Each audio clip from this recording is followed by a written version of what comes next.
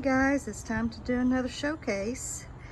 Today we are showcasing the painting that was created when I painted this decorative jar that has already been showcased in a previous video. If you want to go and check that out, because I'm just wanting to show, that they could be displayed together because they are created with the same paints, but they will be available separately as well. The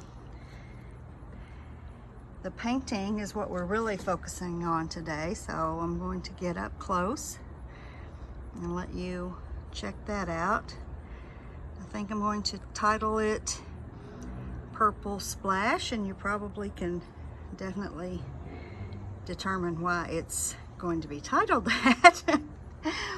But I think it's real cute. It's small, so it won't take a lot of space. You can either put it on the wall or display it on a table like I'm showing here. It will be added to my Etsy shop. I had not listed this jar in my Etsy, but I guess I will now and make it available with this painting. But they will be on the same listing, just various options will be provided to either buy the jar, the painting, or both. And of course, both will be available at the live event that I'm going to be doing on the 25th of September. So I hope that you will have a good day for the rest of your day, and I'm going to go ahead and say farewell.